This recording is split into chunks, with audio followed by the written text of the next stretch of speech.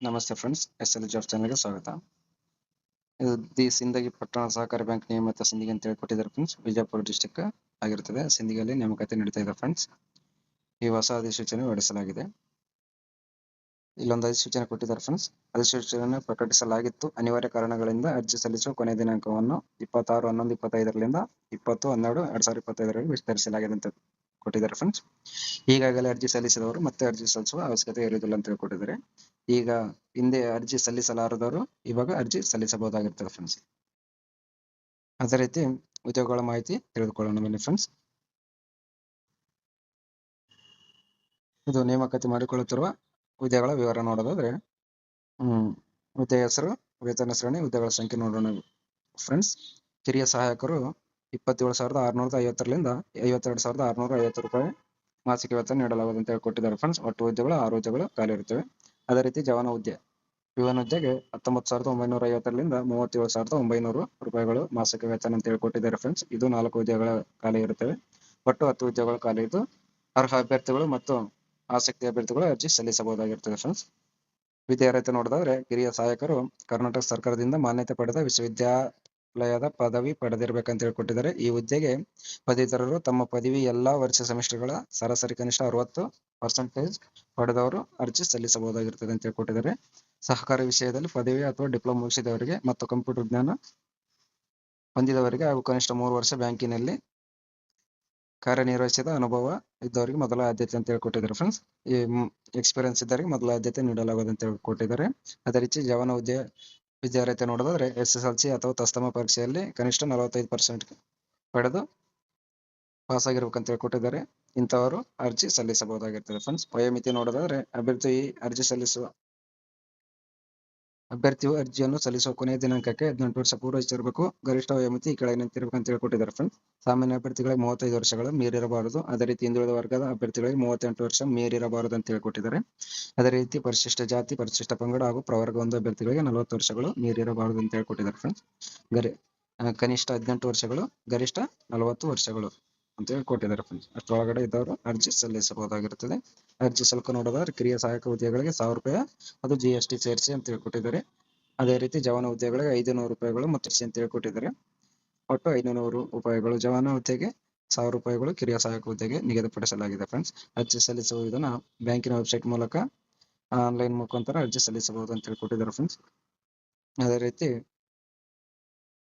ಅರ್ಜಿ ಸಲ್ಲಿಸಲು 20/12/2025 ಸಾಯಂಕಾಲ 5 ನೀವು ಅರ್ಜಿ ಸಲ್ಲಿಸಬಹುದಾಗಿರ್ತದೆ. ಅಷ್ಟು ಆ ದಿನಾಂಕದಂದು ಕೊನೆಯ ದಿನಾಂಕ ಆಗಿರ್ತದೆ ಅಂತ ಹೇಳಿ ಕೊಟ್ಟಿದ್ದಾರೆ ಫ್ರೆಂಡ್ಸ್.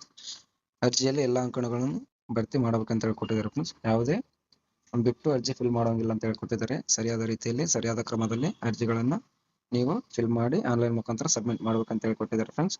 ಅದೇ ರೀತಿ ಆಯ್ಕೆ ವಿಧಾನ ನೋಡೋದಾದ್ರೆ ಮೇಲಿನ ಕಿರಿಯ ಸಹಾಯಕ ಹುದ್ದೆಗಳ ಅಭ್ಯರ್ಥಿಗಳಿಗೆ ಹುದ್ದೆಗೆ ನಿಗದಿಪಡಿಸಿದ ಅರ್ಹತಾ ಪರೀಕ್ಷೆಗಳಲ್ಲಿ ಶೇಕಡಾವಾರು ಅಂಕಗಳ ಆಧಾರದ ಮೇಲೆ ಲಿಖಿತ ಪರೀಕ್ಷೆಗೆ ಕರೆಯಲಾಗುವುದು ಅಂತ ಹೇಳಿ ಕೊಟ್ಟಿದ್ದಾರೆ ಫ್ರೆಂಡ್ಸ್. ನೀವು ಡಿಗ್ರಿಯಲ್ಲಿ ಗಳಿಸಿರುವ ಅಂಕಗಳ ಆಧಾರದ ಮೇಲೆ ಲಿಖಿತ ಪರೀಕ್ಷೆಗೆ ಕರೆಯಲಾಗುವುದು ಅಂತ ಹೇಳಿ ಕೊಟ್ಟಿದ್ದಾರೆ. ಅದೇ ಅಧಿಕೃತ ಬಾಹ್ಯ ಸಂಸ್ಥೆಗಳಿಂದ ನಡೆಸಿದ ಲಿಖಿತ ಪರೀಕ್ಷೆಯಲ್ಲಿ ಗಳಿಸಿದ 85ಕ್ಕೆ ಇಳಿಸಿ 1/5 ಅನುಪಾತ ಮೌಖಿಕ ಸಂದರ್ಶನಕ್ಕೆ ಕರೆಯಲಾಗುವುದು ಅಂತ ಹೇಳಿ ಕೊಟ್ಟಿದ್ದಾರೆ ಫ್ರೆಂಡ್ಸ್. ಮತ್ತು ನೀವು ಲಿಖಿತ ಪರೀಕ್ಷೆಯಲ್ಲಿ ಗಳಿಸಿದ ಅಂಕಗಳನ್ನು 85ಕ್ಕೆ ಇಳಿಸಿ ಅದು 1/5 ಅನುಪಾತ ಮೌಖಿಕ ಸಂದರ್ಶನಕ್ಕೆ ಕರೆಯಲಾಗುವುದು ಅಂತ ಹೇಳಿ ಕೊಟ್ಟಿದ್ದಾರೆ ಫ್ರೆಂಡ್ಸ್. ಈ ಲಿಖಿತ ಪರೀಕ್ಷೆಯಲ್ಲಿ ಕೆಳಕಂಡ ವಿಷಯ ಮೇಲೆ ನಡೆಸಲಾಗುವುದು ಅಂತ ಹೇಳಿ ಕೊಟ್ಟಿದ್ದಾರೆ. ವಿಷಯ ಮತ್ತು ಅಂಕಗಳು ನೋಡೋಣ ಬನ್ನಿ ಫ್ರೆಂಡ್ಸ್. ವಿಷಯ ಕನ್ನಡ ಭಾಷೆಗೆ 50 ಅಂಕಗಳು, ಸಾಮಾನ್ಯ ಜ್ಞಾನಕ್ಕೆ 25, ಭಾರತ ಸಂವಿಧಾನಕ್ಕೆ 25, ಅದೇ ರೀತಿ ಇಂಗ್ಲಿಷ್ ಭಾಷೆಗೆ 25 ಅಂಕಗಳು ನಿಗದಿಪಡಿಸಲಾಗಿದೆ. ಅದೇ ರೀತಿ ಸಹಕಾರಿ ಮತ್ತು ಬ್ಯಾಂಕಿಂಗ್ ವಿಷಯಕ್ಕೆ 50 ಅಂಕಗಳು ನಿಗದಿಪಡಿಸಲಾಗಿದೆ. ಸಮಾಜದ ಯುಕ್ತವಾದ ಚಟುವಟಿಕೆ ಮತ್ತು ವಸ್ತುನಿಷ್ಠ ವಿಷಯಕ್ಕೆ 25 ಅಂಕಗಳು. ಒಟ್ಟು 200 ಅಂಕಗಳಿಗೆ ಕಿರಿಯ ಸಹಾಯಕರ ಹುದ್ದೆಗೆ ಲಿಖಿತ ಪರೀಕ್ಷೆ ನಡೆಸಲಾಗುವುದು ಅಂತ ಹೇಳಿ ಕೊಟ್ಟಿದ್ದಾರೆ ಫ್ರೆಂಡ್ಸ್. ಸ್ಥಳ ಮತ್ತು ದಿನಾಂಕ, ಸಮಯ ಪ್ರತ್ಯೇಕ ತಿಳಿಸಲಾಗುವುದು ಅಂತ ಹೇಳಿ ಕೊಟ್ಟಿದ್ದಾರೆ. ಆಮೇಲೆ ಅದೇ ರೀತಿ ಜವಾನ ಹುದ್ದೆಗಳಿಗೆ ನಿಗದಿಪಡಿಸಿದ ಅರ್ಹತಾ ಪರೀಕ್ಷೆಯಲ್ಲಿ ಗಳಿಸಿದ ಶೇಕಡಾವಾರು ಅಂಕಗಳ ಆಧಾರದ ಮೇಲೆ ಮೌಖಿಕ ಸಂದರ್ಶನಕ್ಕೆ ಕರೆಯಲಾಗುವುದು ಅಂತ ಹೇಳಿ ಕೊಟ್ಟಿದ್ದಾರೆ ಫ್ರೆಂಡ್ಸ್. ಇದು ಡೈರೆಕ್ಟ್ 10% ಮೇಲೆ ಆಯ್ಕೆ ಮಾಡಲಾಗುತ್ತದೆ ಅಂತ ಹೇಳಿ ಕೊಟ್ಟಿದ್ದಾರೆ. 10th ವಿದ್ಯಾರ್ಥಿಯಲ್ಲಿ ಗಳಿಸಿರುವ ಅಂಕಗಳ ಆಧಾರದ ಮೇಲೆ ಮೌಖಿಕ ಸಂದರ್ಶನಕ್ಕೆ ಕರೆದು ಆಯ್ಕೆ ಮಾಡಿಕೊಳ್ಳಲಾಗುವುದು ಅಂತ ಹೇಳಿ ಕೊಟ್ಟಿದ್ದಾರೆ ಫ್ರೆಂಡ್ಸ್. ಅದೇ ರೀತಿ ಅಭ್ಯರ್ಥಿಗಳು ಈ ಕೆಳಗಿನ ದಾಖಲಾತಿಗಳನ್ನು ಸ್ಕ್ಯಾನ್ ಮಾಡಿ ಆನ್ಲೈನ್ ನಲ್ಲಿ ಅರ್ಜಿಯೊಂದಿಗೆ ಅಪ್ಲೋಡ್ ಮಾಡತಕ್ಕದ್ದು ಅಂತ ಹೇಳ್ಕೊಟ್ಟಿದ್ದಾರೆ ಫ್ರೆಂಡ್ಸ್. ಇಲ್ಲಿ ಪಾಸ್ಪೋರ್ಟ್ ಅಳತೆ, ಭಾವಚಿತ್ರ ಮತ್ತು ವಯಸ್ಸಿನ ದೃಢೀಕರಣ ಪ್ರಮಾಣ ಪತ್ರ, SSLC ಅಥವಾ TC, ಅದೇ ರೀತಿ ವಿದ್ಯಾರ್ಥಿಯ ಕುರಿತು SSLC ಸಂಬಂಧಪಟ್ಟ ಅಥವಾ ಪದವಿ ಅಂಕಪಟ್ಟಿ, ಅದೇ ರೀತಿ ವಯೋಮಿತಿ ಸೌಲಭ್ಯ, ಪರಿಶಿಷ್ಟ ಜಾತಿ, ಪರಿಶಿಷ್ಟ ಪಂಗಡ, ಪ್ರವರ್ಗವನ್ನು ಹಿಂದುಳಿದ ವರ್ಗ ಅಭ್ಯರ್ಥಿಗಳು ಕ್ಯಾಸ್ಟ್ ಸರ್ಟಿಫಿಕೇಟ್ ಅಪ್ಲೋಡ್ ಮಾಡುವುದು ಅಂತ ಹೇಳ್ಕೊಟ್ಟಿದ್ದಾರೆ. ಮೂಲ ಪ್ರಮಾಣ ಪತ್ರ ಕೊಂಡಿರತಕ್ಕದ್ದು ಅಂತ ಹೇಳ್ಕೊಟ್ಟಿದ್ದಾರೆ. ಬ್ಯಾಂಕು ಹೇಳಿದಾಗ ಮೂಲ ಪ್ರಮಾಣ ಪತ್ರವನ್ನು ಪರಿಶೀಲನೆಗಾಗಿ ಸಲ್ಲಿಸತಕ್ಕದ್ದು ಅಂತ ಹೇಳಿಕೊಟ್ಟಿದ್ದಾರೆ ಫ್ರೆಂಡ್ಸ್. ಈ ಎಲ್ಲಾ ಡಾಕ್ಯುಮೆಂಟ್ಗಳು ನೀವು ರೆಡಿ ಇಟ್ಟುಕೊಂಡು ನಂತರ ಅರ್ಜಿ ಸಲ್ಲಿಸಬೇಕಾಗಿರುತ್ತದೆ ಅಂತ ಹೇಳ್ಕೊಟ್ಟಿದ್ದಾರೆ. ಯಾಕಂದ್ರೆ ಆಯ್ಕೆ ಸಮಯದಲ್ಲಿ ಬ್ಯಾಂಕಿನವರು ನಿಮ್ಮ ಡಾಕ್ಯುಮೆಂಟ್ ಕೇಳಿದಾಗ ತಕ್ಷಣ ಸಬ್ಮಿಟ್ ಮಾಡಲು ಇಲ್ಲ ಪರಿಶೀಲನೆಗಾಗಿ ಸಲ್ಲಿಸತಕ್ಕದ್ದು ಅಂತ ಹೇಳ್ಕೊಟ್ಟಿದ್ದಾರೆ ಫ್ರೆಂಡ್ಸ್. ಈ ತರ ನಿಯಮಗಳು ಕೊಟ್ಟಿದ್ದಾರೆ. ನಾನು ನೋಟಿಫಿಕೇಶನ್ ಲಿಂಕ್ ಡಿಸ್ಕ್ರಿಪ್ಷನ್ ಬಾಕ್ಸ್ ನಲ್ಲಿ ಇಡಿರ್ತೀನಿ ಫ್ರೆಂಡ್ಸ್. ನೀವು ಸರಿಯಾದ ರೀತಿಯಲ್ಲಿ ತಿಳಿದುಕೊಂಡು ನಂತರ ಅರ್ಜಿ ಸಲ್ಲಿಸಬಹುದಾಗಿರುತ್ತದೆ ಫ್ರೆಂಡ್ಸ್. ಹೆಚ್ಚಿನ ವಿವರಗಳಿಗೆ ಬ್ಯಾಂಕಿನ ವೆಬ್ಸೈಟ್ಗೆ ಭೇಟಿಯಾಗಬಹುದಾಗಿರುತ್ತದೆ. ವೆಬ್ಸೈಟ್ ನೋಡೋದಾದ್ರೆ www.sindagiurbanbank.com ಅಂತೇಳಿ ಇದೆ ಫ್ರೆಂಡ್ಸ್. ಅದೇ ರೀತಿ ಇನ್ನೂ ಒಂದು https://sindagi.urbanbank.buffresoft.com ಗೆ ಈ ಫೋನ್ ನಂಬರ್ ಅನ್ನು ಸಂಪರ್ಕಿಸಿ ಕೊಟ್ಟಿದ್ದಾರೆ.